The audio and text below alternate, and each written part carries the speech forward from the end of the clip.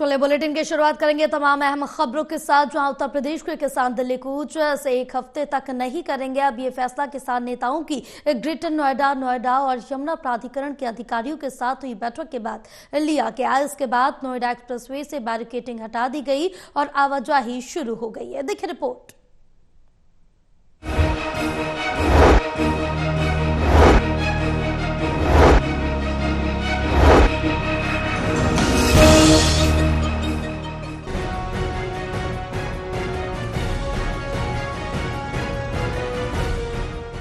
उत्तर प्रदेश के किसान दिल्ली कूच एक हफ्ते तक नहीं करेंगे। ये फैसला किसान नेताओं की ग्रेटर नोएडा और यमुना प्राधिकरण के अधिकारियों के साथ हुई बैठक के बाद लिया गया।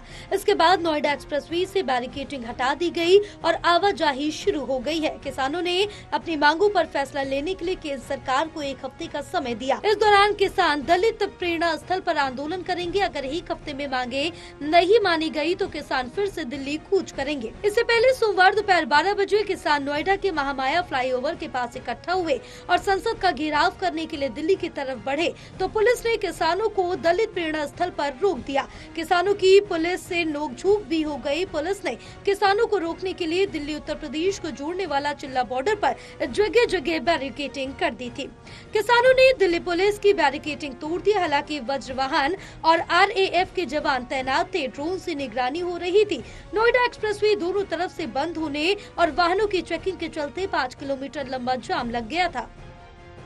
हमारी जो जमीन है उसका 10% प्लॉट, नया कानून और 64.7 का जो मुआवजा प्लस ब्याज, ये हमारी मांग है, जायज मांग है। पास हुआ पड़ा, पास अब नहीं दे रहे तो अधिकारी ने ट्रांसफर करें, ट्रांसफर बदले हैं, कुछ करें। मोदी सुनना नहीं होगी तो सुनाने को आए हम तो। आप कहाँ तक जाएंगे? जहाँ तक भी जाएंगे तो हम मोदी तक है। अगर मोदी तक रुकेंगे तो हम कहीं जहाँ भी रुकेंगे। क्यों जी?